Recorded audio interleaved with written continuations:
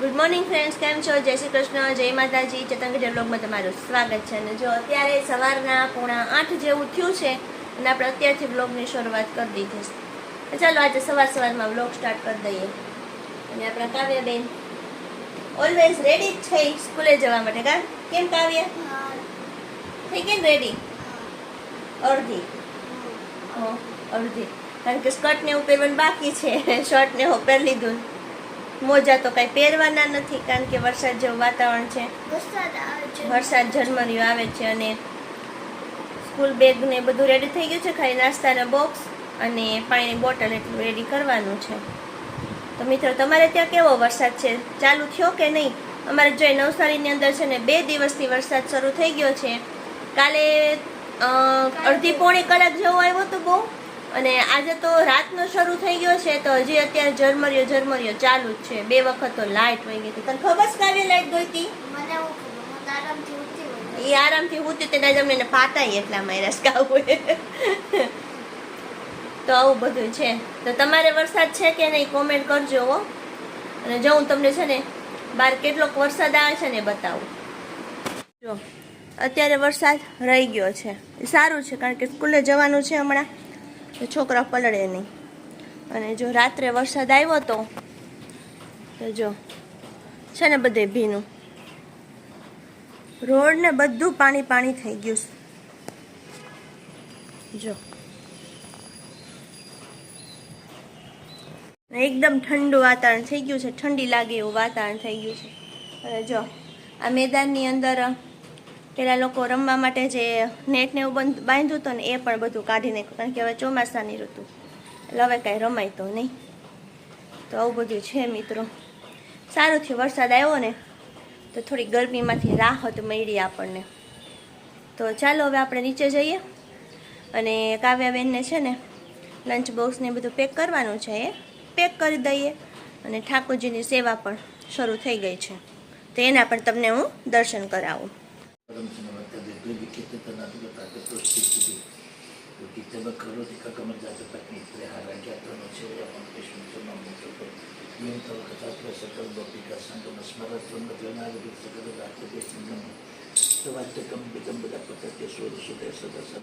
જો ઠાકોરજીને દર્શન કર્યા ને કાલે તે કર્યા ને, તો આવું છે મિત્રો. તો હમણાં જો કાવ્યાને રિક્ષા આવશે. અને હા, જો તમે કહેતા તો ભૂલી ગઈ કે હવે છે ને કાવ્ય સ્કૂલની રિક્ષા શરૂ થઈ ગઈ છે. કારણ કે એ લોકોએ જે હડતાલ પાડી હતી ને એ હડતાલ પૂરી કરી દીધી, પણ ફી વધારો કરી નાખ્યો. 100 રૂપિયા ફી વધારી દીધી. બોલો કાવ્ય, 100 રૂપિયા. તો 100 રૂપિયા ફી 600 રૂપિયા હતી, 700 રૂપિયા કરી નાખી. કાંઈ નહીં, ચોમાસાની ઋતુ છે તો વરસાદમાં આપણે ક્યાં લેવા મૂકવા જવું? છોકરાઓ હાલીને આવે ને હેરાન થાય ને. સ્કૂલ બેગનો તો વજન કેટલો છે, અને 5th આવીને તો સ્કૂલ બેગમાં વજન પણ એટલો જ વધી ગયો. સ્કૂલ બેગ ખાલી 5 મિનિટ પાડે ને તોય કેટલો થાક લાગે છે. તો કેટલો થાક લાગે છે. આખા રસ્તે ઉપાડે શું હાલ થતો હશે. આવું છે મિત્રો. તે હા, સારું થયું તો આપણે રિક્ષા પણ શરૂ થઈ ગઈ છે. અને કાવ્ય, આજે કોણ આવવાનું છે? અને કાવ્ય, તને ખબર છે આપણે ઘરે કોક આવવાનું છે? કોણ? તને નથી ખબર? ના. બોલો, સાંજે આવશે. તો હવે તો સાંજે આવે ત્યારે જોઈ લેજે કોણ આવવાનું છે. હા, તો અમારી ઘરે સાંજે મહેમાન આવવાના છે. કોણ આવવાનું છે તમને તો ખબર પડી જ ગઈ છે. તો કોમેન્ટ કરીને કહી દેજો કોણ આવવાનું છે. અને સાંજે આપણે છે ને સ્ટેશન લેવા માટે પણ જવાનું છે. પણ વરસાદ ન હોય ને તો સારું, થોડીક વાર ટકાવીએ તો શું હેરાન ન થાય આપણે. તો ચાલો હવે આપણે કાવ્યને છે ને મૂકી આવીએ આપણે રિક્ષા સુધી. અને હજી વરસાદ રહી ગયો છે તો આપણે ફટાફટ કાવ્યને મૂકીને આવી જઈએ. તો ચાલો આપણે કાવ્યને મૂકવા જઈએ છીએ. અને જો શેરી પણ આખી પાણી થઈ ગઈ. ઝરમરિયો કાંઈ નહીં રહેતી, આવ્યો તો ફૂલ. જો કાવ્ય ડાન્સ કરે બેઠા. અને જો વરસાદ શરૂ થઈ ગયો. કાવ્યને મૂકવા આવી જ રિક્ષા નથી આવી. વરસાદ શરૂ થઈ ગયો.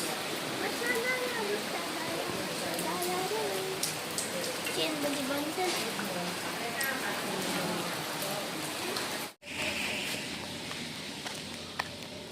વરસાદ આવ્યા પછી વાતાવરણ એટલું મસ્ત થઈ ગયું છે ને.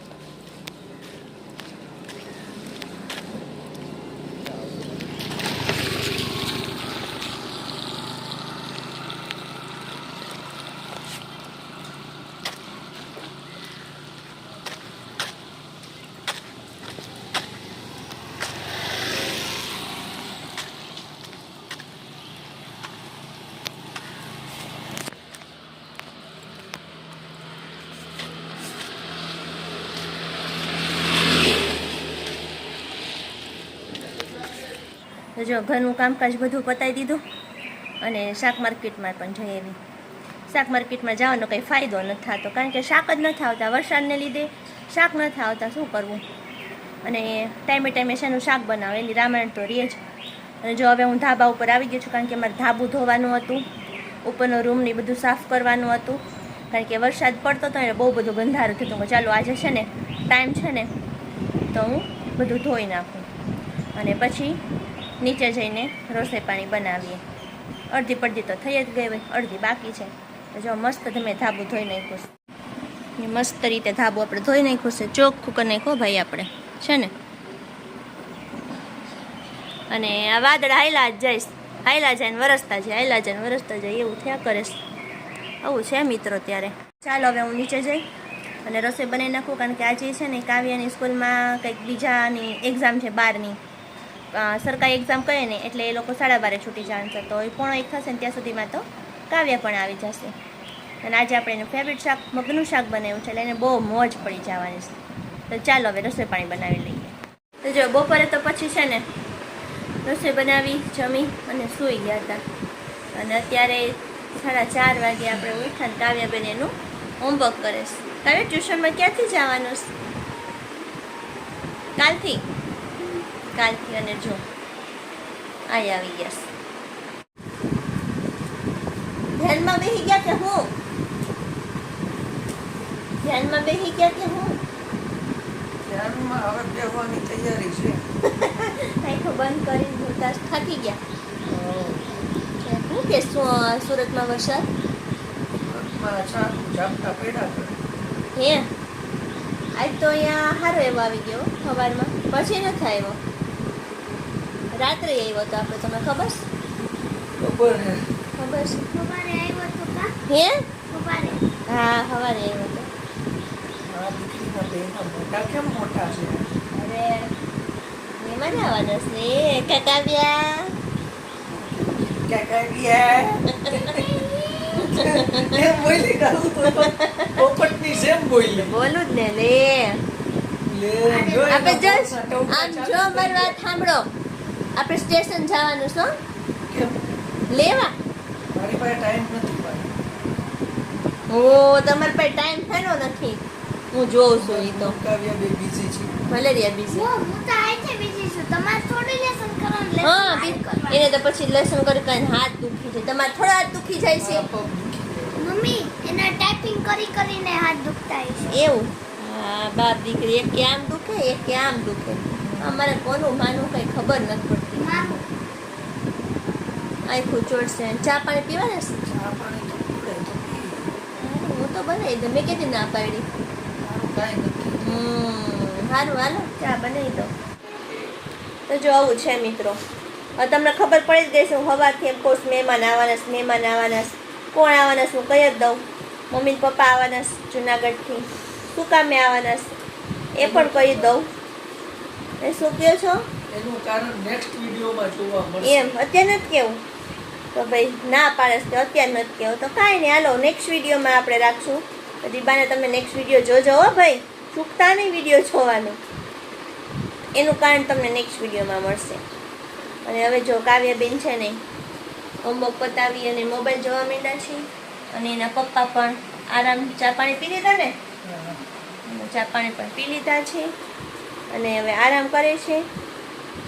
તો ચાલો મિત્રો, આ સાથે આપણે આજનો વિડીયો અહીંયા પૂરો કરી દઈએ. નેક્સ્ટ વિડીયોમાં પાછા મળશું. એ પહેલાં જે કોઈ નવા સબસ્ક્રાઈબર હોય, અમારી ચેનલ સબસ્ક્રાઈબ ન કરી હોય તો સબસ્ક્રાઈબ કરી નાખજો. અમારી ચેનલને લાઈક કરજો, શેર કરજો અને કોમેન્ટ કરજો. તો મળશું નેક્સ્ટ વિડીયોમાં. ત્યાં સુધી બધાને જય શ્રી કૃષ્ણ, જય માતાજી.